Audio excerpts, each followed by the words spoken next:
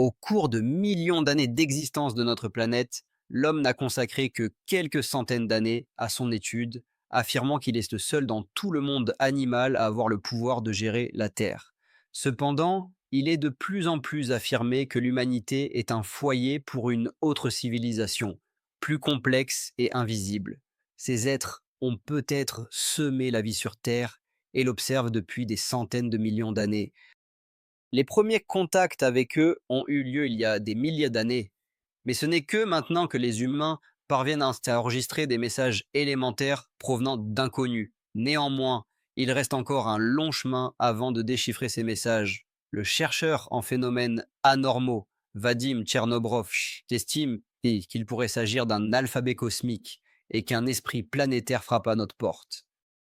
La première place dans ces observations est occupée par d'énormes empreintes graphiques sur Terre, connues sous le nom de cercles dans les champs. Ce phénomène a commencé en 1972, lorsque deux Anglais ont découvert que leur champ était endommagé. Une énorme quantité d'épis mûrs avait été aplatie au sol, formant un cercle parfait. Les ufologues ont qualifié cela de lieu d'atterrissage d'un vaisseau extraterrestre. Les cercles dans les champs ont fait connaître un petit coin d'Angleterre, mais bientôt, de nombreuses contrefaçons fabriquées par l'homme sont apparues. Chaque année, les motifs mystérieux se complexifient, devançant l'imagination des fabricants de faux.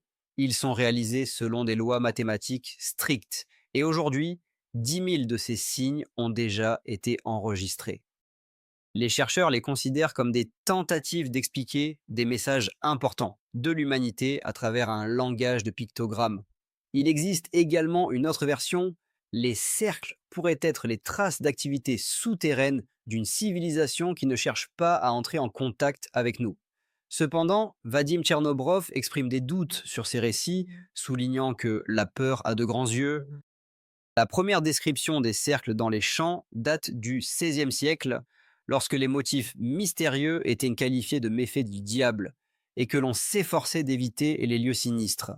Lorsque l'homme a regardé la Terre depuis le bord d'un avion, les cercles ont enfin reçu l'attention qu'ils méritaient de la part des chercheurs et des journalistes. Vadim Tchernobrov, en étudiant les problèmes des marques étranges, a rassemblé des témoignages et a établi une chronologie de l'apparition des cercles en Russie.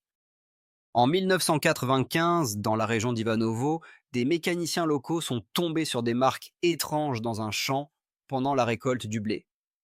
En 1996, dans la région de Perm, les Permiens venus à leur datcha ont été choqués lorsque des cercles sont apparus dans un champ après la descente d'une étrange sphère lumineuse.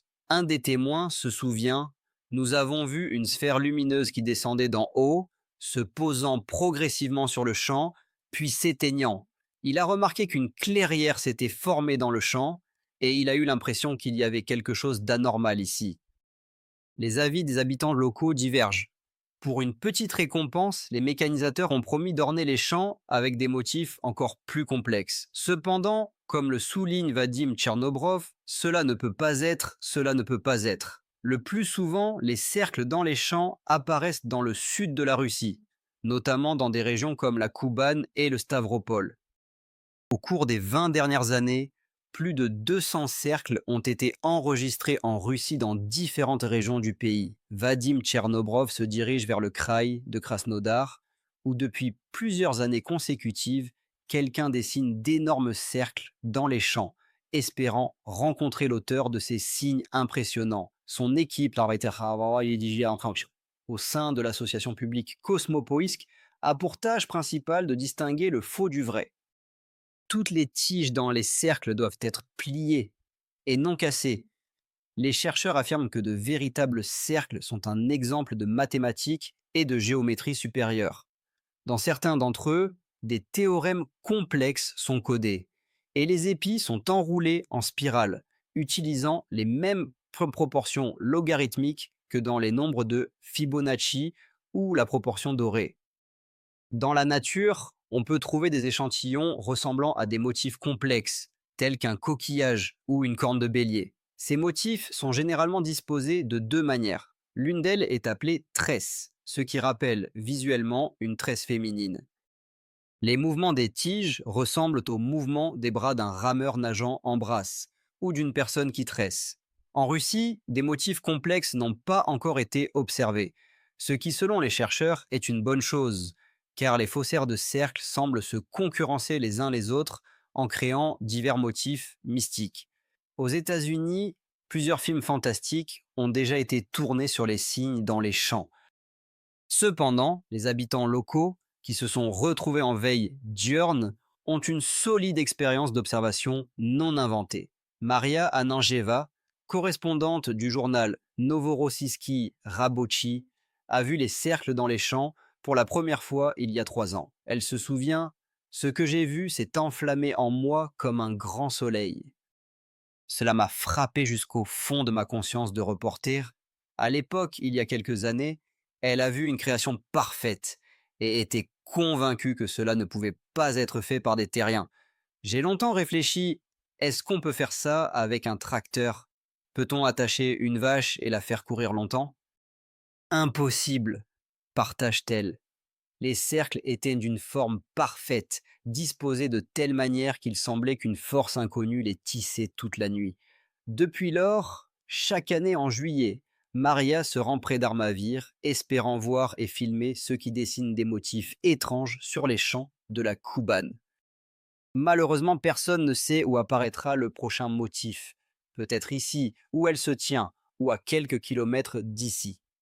Pour augmenter les chances d'observation, les passionnés de Cosme Recherche divisent le territoire présumé en secteurs et mettent en place des patrouilles.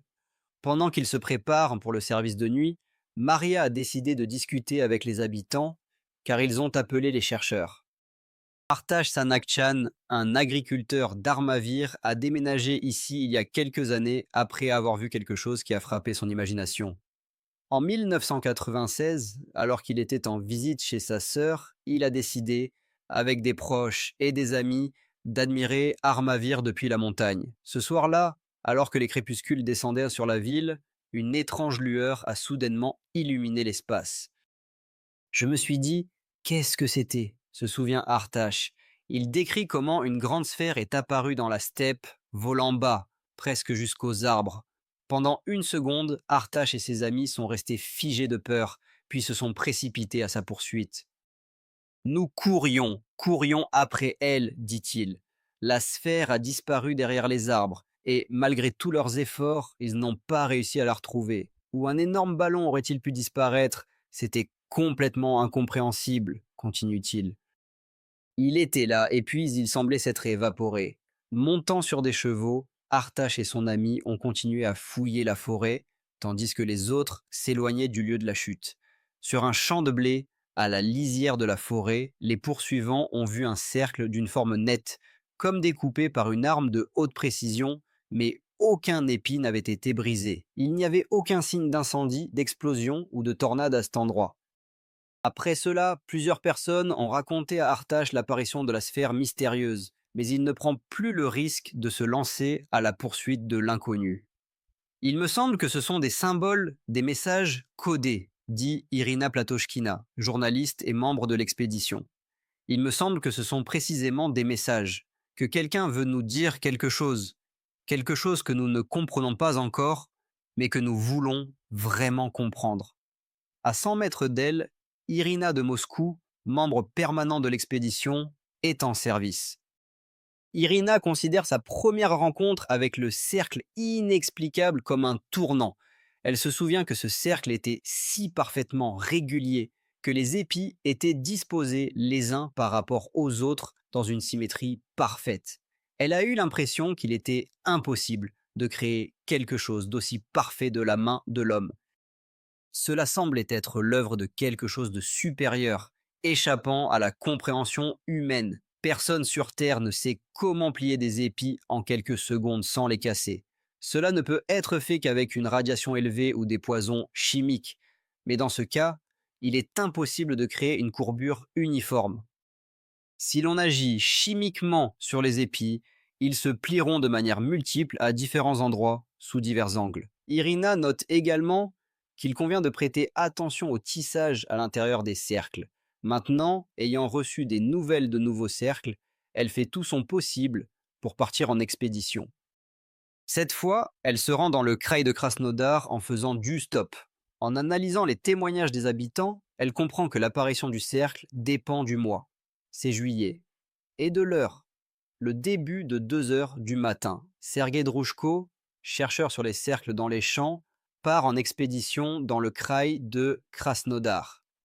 À la frontière de la ville d'Armavir, des cercles se forment à une heure précise. Il cherche des réponses aux questions sur ce qu'ils signifient et qui les dessine sur les champs de blé. Drushko note que leur embuscade dans les champs de Krasnodar n'aurait pas de sens s'ils ne rencontraient pas des spécialistes en pictogrammes. Ces experts voient dans les dessins géants non seulement un texte significatif, mais aussi des messages d'avertissement concrets. Le généticien Piotr Goryaev, qui étudie les cercles depuis plus de 20 ans, partage son expérience. Il a visité des cercles en Angleterre, en Nouvelle-Zélande, ainsi que dans les champs du Canada et des États-Unis. Au fil du temps, il a compris une chose importante. Ceux qui laissent des dessins n'essaient pas du tout de transmettre quelque chose. Ils examinent l'humanité. Goryaev, docteur en sciences biologiques et académicien de l'Académie russe des sciences médico-techniques, affirme que l'esprit est éternel et que son évolution compte des milliards d'années. Il compare les gens à des cafards dans une boîte, posant la question: allez-vous communiquer avec des cafards? Parmi les milliers de cercles sur la planète Terre, le généticien ne considère que 2 messages comme étant les plus importants. Vladimir Melnikov, président de l'Académie d'informologie et d'ufologie appliquée, raconte comment, dans le petit village anglais de Chimbelton, un message a été tracé, émis par un puissant flux électromagnétique. Ce message était dirigé vers des constellations situées à une distance de 24 000 années-lumière. En 1974, le microbiologiste et astronome français Carl Sagan a envoyé un message binaire codé vers la constellation M9, contenant des informations sur l'histoire de la planète Terre et un schéma de l'ADN humain. Selon les données calculées, ce message devait atteindre sa destination seulement après 50 000 années-lumière, et la réponse que les habitants de la planète Terre devaient recevoir encore après une période de temps identique. Cependant, le message est arrivé après 27 années, provoquant un choc parmi les scientifiques. Goriev, en tant que généticien, affirme que tout ne se trouve pas dans la molécule d'ADN. Il souligne que les extraterrestres ont démontré que l'humanité se trompe et que leur génétique ne reflète pas la vérité. Ils ont montré leur propre molécule d'ADN, ce qui, selon Goryaev, remet en question le déchiffrement de l'ADN humain qui, à son avis, est une fiction. Plus précisément, ce n'est que 2% de ce qui pourrait être déchiffré. Ici, ils montrent que leur ADN fonctionne non seulement de la même manière que le nôtre, mais qu'ils appliquent également un principe de fonctionnement de l'ADN complètement différent, dont nous ne soupçonnons même pas l'existence. Le généticien considère que l'intelligence extraterrestre possède depuis longtemps la formule complète de notre ADN, mais pense que nous ne sommes pas encore prêtés à l'utiliser, car cela pourrait détruire la race humaine, capable de se déplacer dans l'espace, de contrôler des objets par le regard et, surtout, de comprimer le temps. Le scientifique Goryaev estime que le message nous avertit d'être prudents avec l'ingénierie transgénique et de ne pas perturber le cours de l'évolution. Ces messages ne nous parviennent pas seulement des cercles dans les champs. Stonehenge, me semble-t-il, fait également partie de cette histoire. Ce sont aussi des cercles. C'est mon hypothèse, car ils peuvent expliquer à quoi cela sert. On considère que c'est un ancien observatoire des anciens Anglais. Cette fois-ci, ce sont des cercles dans les champs, mais à la place, ce sont des pierres disposées en cercles concentriques, Stonehenge ou les pierres suspendues. Ce n'est pas une opéra et même pas une comédie musicale. Ainsi, les Anglais ont nommé cette ancienne construction cyclopéenne, à laquelle on attribue depuis des siècles une origine et des propriétés fantastiques. Une Russe, ayant visité les pierres de Stonehenge, a ressenti leur étrange influence sur sa vie et a commencé à s'inquiéter de ce qui lui arrivait. Oksana Polovtseva, une résidente tout à fait prospère de la capitale, économiste de profession, toute sa vie, elle s'est considérée comme une personne raisonnable et n'a jamais cru qu'il pouvait lui arriver quelque chose d'inexplicable. Elle sentait qu'elle devait se rendre dans un pays complètement différent et était prête à payer de l'argent. Lorsque Oksana est arrivé à l'agence, on lui a dit qu'il s'était trompé. Il n'y avait pas de forfait, mais il restait 2 dernières places. À Oksana et son ami, on a proposé de partir pour l'Angleterre. La première excursion était Stonehenge. Sur les blocs de pierre, ils ont pris des photos touristiques habituelles et ont écouté les récits des guides. Oksana était troublée et tout à coup, elle s'est sentie très mal. J'avais mal à la tête et j'ai ressenti une terrible mélancolie. J'ai pensé qu'il valait peut-être mieux attendre un peu, puis nous partirions. Cette excursion s'est déroulée pour moi, dans l'ensemble, sans impression particulière. J'ai fait quelques tours autour de Stonehenge et suis retourné dans le bus. Stonehenge est un système de cercles concentriques d'un diamètre de plus de 100 mètres, marqué sur le terrain par des tumulus, des fosses et d'énormes pierres mégalithiques. La partie la plus étonnante de la structure est composée de 5 trilithes, constitués de blocs de pierre jumelés, recouverts en haut de lourdes dalles.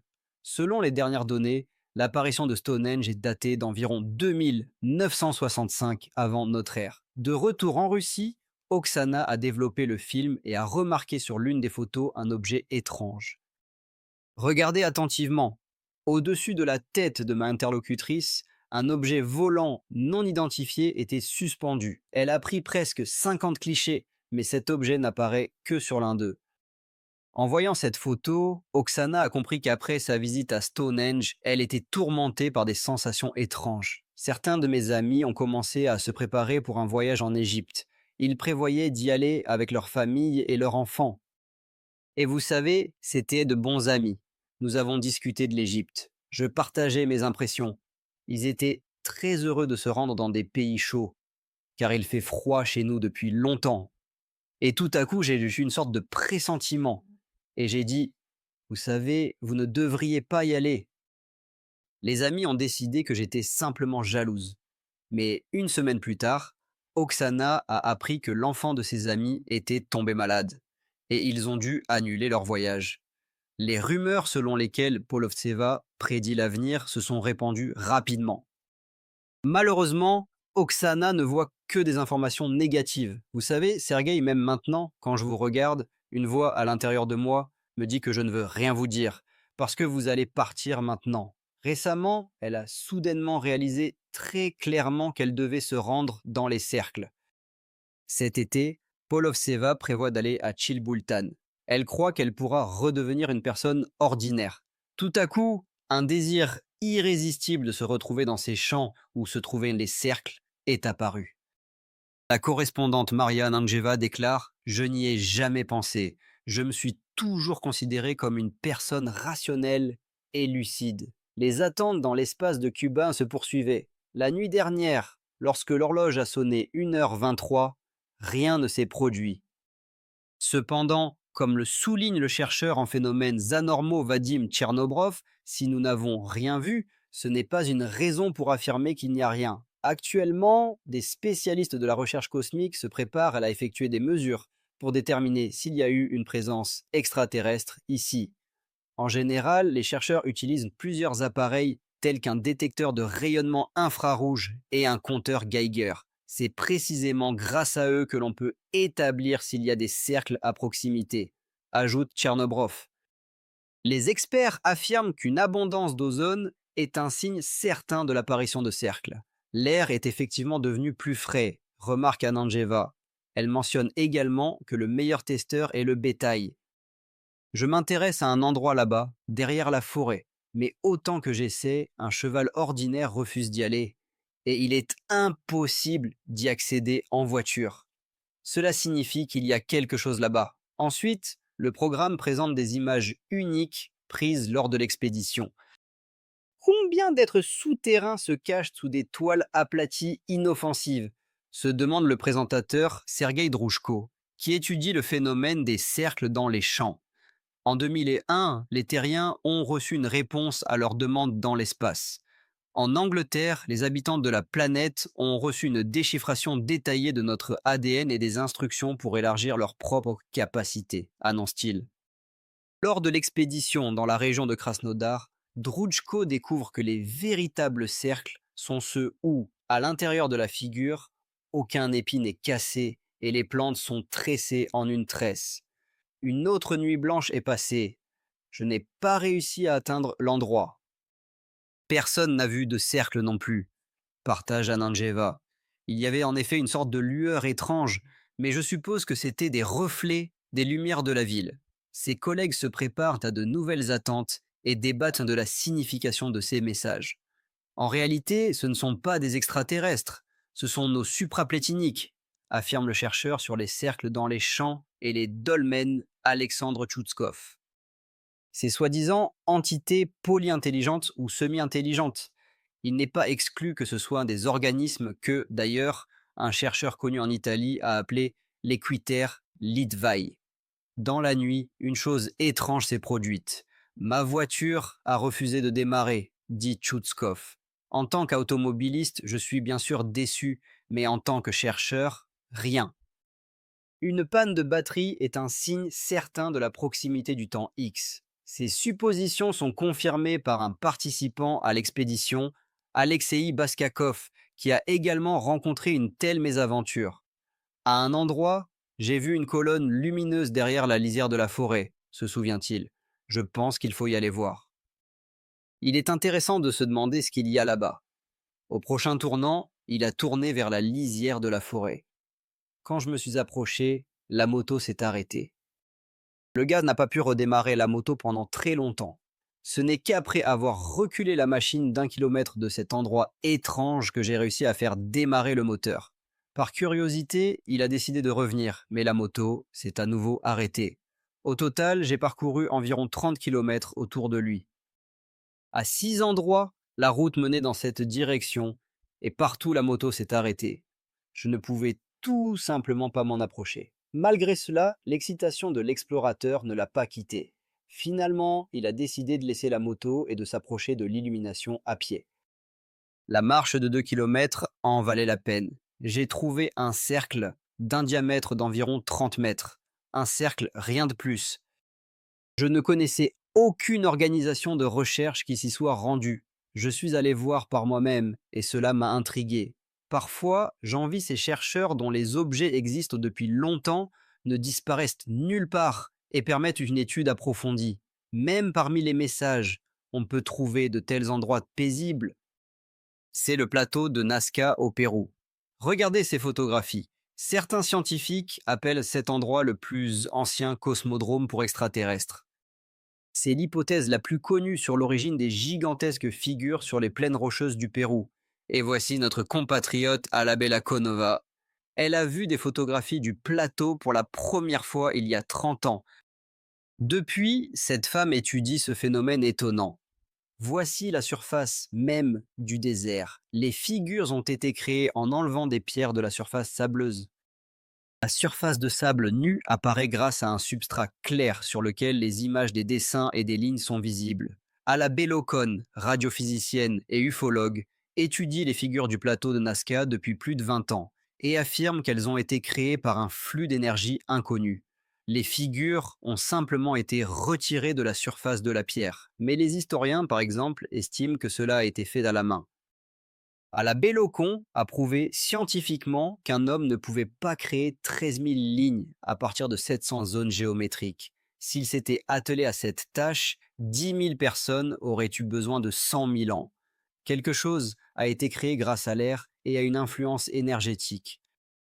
Si 100 000 personnes avaient effectué un tel travail manuellement, tout en se déplaçant, tout cela aurait été simplement piétiné, ce qui n'est pas en accord avec la réalité. L'explorateur pense qu'il y a des informations sur le système solaire inscrites sur Nazca. Apparemment, le monde est plus complexe.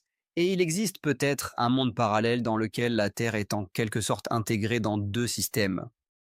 Ce troisième centre est commun à deux systèmes, solaire et un autre, qui est désigné ici. L'évaluation du plateau de Nazca depuis les airs n'a été réalisée que par la pilote Marina Popovic. Cette année, elle a visité cet endroit inhabituel à l'invitation du gouvernement du Pérou. La pilote d'essai Marina Lavrentievna a été chargée de survoler le plateau. Son avis sur la destination de Nazca est sans équivoque. Bien sûr, c'est un alphabet. Il me semble que c'est un alphabet cosmique. c'est-à-dire qu'une intelligence supérieure ou peut-être une intelligence extraterrestre frappe à notre porte, Marina Popovic, pilote d'essai de première classe, colonel de l'armée de l'air, détentrice de multiples records du monde, auteur du livre Enelo sur la planète Terre. J'ai aussi dit que ce sont des pistes d'atterrissage. De longues pistes d'atterrissage, par exemple, à l'extrémité de l'une d'elles est représenté un singe, mesurant environ 40 mètres de long. Ou, par exemple, il y a une lyre. Ou, disons, un certain oiseau. Tout cela est d'une ampleur grandiose. J'ai promis à Marina Lavrentievna que voir les dessins de Nazca de mes propres yeux est une question de temps pour moi. L'ambassade du Pérou examine déjà ma demande. Mais pour l'instant, l'équipe de recherche spatiale veille dans les champs d'Armavir nuit après nuit. Le destin m'a offert une rencontre avec une femme qui pense que la meilleure chance de faire face à l'inexplicable est de s'élever dans le ciel. Jeanne a grandi dans une famille de pilotes. Son père regrettait de n'avoir personne à qui transmettre son savoir-faire. Mais lorsque sa fille a supplié de lui laisser le volant, il a accepté. Maintenant, Jeanne Balueva est pilote de troisième génération et parle avec vénération de son père. Il testait un moteur. Le moteur était sur un dispositif qui était très mal fixé. Instable, Jeanne Balueva, piloté. Expérience, 21 ans. Il s'est approché pour régler les tours du moteur, et tout ce banc d'essai avec l'hélice a commencé à s'abattre sur lui. Comme il a une bonne réaction, ayant pratiqué la boxe auparavant, il a rapidement pu tendre la main, sinon il aurait pu perdre la tête. Le pilote d'essai a convaincu la commission médicale qu'il pourrait piloter l'avion d'une main. Mais il y a quelques années, Jeanne a perdu son père dans des circonstances étranges. Elle associe sa mort à l'activité d'une civilisation inconnue. Son père n'a jamais cru à de telles forces. Lorsqu'il rencontrait d'énormes dessins sur le sol, il les expliquait par les frasques des jeunes du village. Cependant, Anatoly ne se laissait pas influencer même par des choses évidentes. Sur le territoire de l'aérodrome, des lumières étaient souvent observées, des petits points lumineux qui ressemblaient à des étoiles. Mais il était difficile de le dire, car l'étoile était stable et se tient dans le ciel, tandis qu'ici quelque chose d'autre se produisait, un mouvement, comme si quelqu'un observait vraiment tout cela. Le jour de la mort du pilote d'exception qui savait piloter un aéronef d'une main, il fronçait les sourcils pour une raison quelconque. Néanmoins, il n'a pas refusé de procéder aux essais de l'avion revenu de réparation. Lors de l'atterrissage, une tragédie s'est produite. Pendant la mort du père, un œil, un regard s'est ouvert, puis s'est refermé. La veille de la tragédie, un jour avant la mort, un groupe d'aigles s'est rassemblé. C'était étrange, car les aigles ne volent pas en groupe. Ils préfèrent généralement la solitude. Ce moment semblait être un avertissement de quelque chose. Au troisième ou quatrième jour après la mort, quelqu'un a trouvé un aigle sans une aile. Une jeune fille, espérant voir son père, avait beaucoup entendu parler des gens qui étaient revenus de l'emprise des extraterrestres. Aujourd'hui, Jeanne continue ses recherches sur des symboles mystérieux et a accepté d'emmener un autre chercheur avec elle, espérant qu'il lui apportera de la chance. Il se trouvait sous Armavir et observait une lueur au azimut 280, ce qui indiquait le nord-ouest. Cela suscitait des soupçons concernant le cercle. Hier, d'un point élevé MAV, ils ont remarqué quelque chose à portée de vue. Cette zone nécessitait une étude plus approfondie. Par la suite, des questions ont été soulevées sur pourquoi et qui avait fermé l'objectif de la caméra pendant le vol et si les cercles pouvaient détruire la population de la Terre. Des traces de pénétration à l'intérieur de notre planète ont été notées. Sergei Drusko cherchait une réponse à la question qui et pourquoi laisse des cercles dans les champs. En 2001, il a réussi à découvrir que des civilisations extraterrestres avaient envoyé une déchiffration de l'ADN humain. Lors d'une expédition dans le kraï de Krasnodar, l'animateur de l'émission a effectué un vol au-dessus des cercles. Il a montré des images sensationnelles qui n'avaient jamais été capturées auparavant dans le pays. Dans le coin gauche de l'image, des cercles dans les champs sont apparus. Et au même instant, un nuage blanc est sorti de nulle part, essayant de les couvrir. Lorsqu'ils se sont retournés et se sont à nouveau approchés des cercles, Il n'y avait pas un seul nuage dans le ciel, mais en se rapprochant du dessin, un nuage laiteux est réapparu, cachant les figures. Aucun des scientifiques n'a pu expliquer ce phénomène. Ils n'avaient qu'une seule hypothèse. Ils ne veulent pas que ce phénomène soit filmé en détail. Les faits de rassembler ont d'abord provoqué un véritable chaos. Et alors, il a décidé de ne rien compliquer. Il a comparé cela au travail des chirurgiens et des tatoueurs, qui dessinent au marqueur la zone d'intervention avant de commencer leur travail. Il pensait que les cercles étaient des marques de pénétration dans la croûte terrestre. Il a réussi à trouver un témoin oculaire qui confirmait cette version. Evgueni Novikov, écrivain et journaliste, affirmait qu'il était le seul au monde à avoir vu et filmé un objet souterrain non identifié. Cela s'était produit dans la région de Tver il y a environ 2 ans.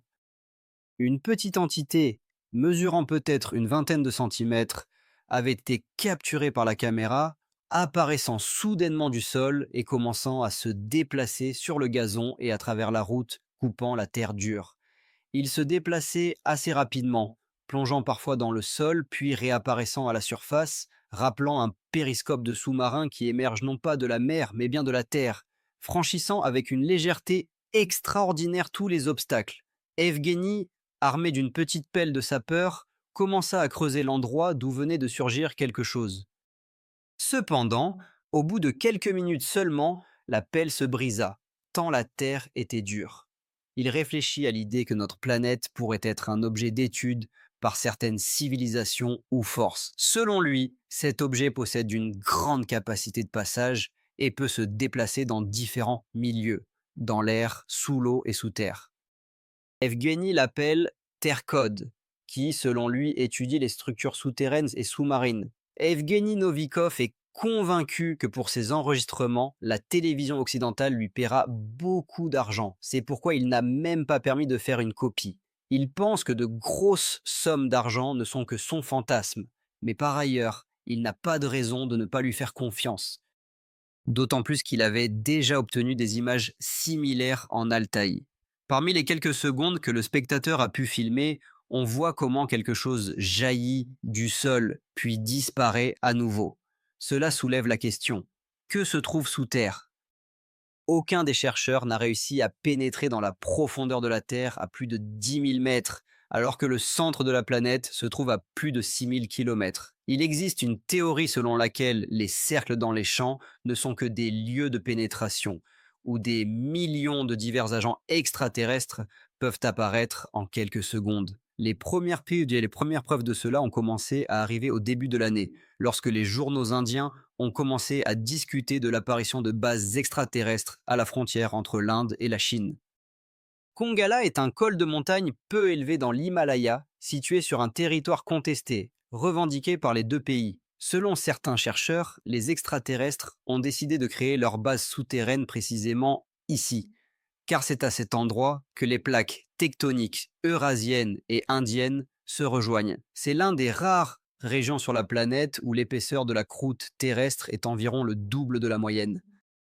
Cette double épaisseur permet de créer des bases souterraines profondément à l'intérieur des plaques tectoniques. Il est probable que l'apparition fréquente de cercles précisément dans les contreforts du Caucase et dans la région de Krasnodar soit liée à la possibilité de camouflage dans le terrain montagneux. En observant leur comportement, on peut remarquer qu'ils agissent avec beaucoup de prudence. Ils pourraient simplement sortir et déclarer qu'ils ne le font que dans la mer. C'est impressionnant. La Terre devient un terrain d'expérimentation où ils observent la vie depuis des centaines de millions d'années. Ils pourraient expérimenter aussi bien sous terre que sous l'eau, partout où ils le souhaitent. Evgueni mentionne la région de Moscou, ainsi que des lieux tels que le lac Ladoga et Sosnovyï Bor, soulignant que les chercheurs se demandent pourquoi les extraterrestres s'installent profondément dans la Terre. Certains pensent que le récit fantastique de Herbert Wells, La guerre des mondes, pourrait ne pas être si irréel. Il est tout à fait possible qu'un jour la Terre se retrouve dans un état de guerre non déclaré. Dans ce cas, le scénario pourrait se développer dans deux directions. Les extraterrestres disposent de technologies leur permettant de s'enfoncer dans la croûte terrestre sans la déformer et de s'envoler des montagnes. Il se produit une destruction de l'habitat de l'ennemi, de ses ressources matérielles, de l'armement des villes, ainsi qu'un changement du régime thermique de la planète et de la composition de l'atmosphère et de l'eau. Ces processus sont déjà enregistrés et de nombreux phénomènes lumineux sont observés sous l'eau. Cela pourrait témoigner de la présence d'êtres intelligents et de colonies sous-marines qui créent des cercles de plusieurs kilomètres tournant sous l'eau. Il existe également une seconde option, la destruction de l'ennemi et de sa force militaire vivante tout en préservant tout ce que la civilisation adverse a accumulé. Vadim Chernobrov, chercheur sur les phénomènes anormaux, partage ses réflexions sur les bases cachées qui pourraient se trouver sous terre et sous l'eau.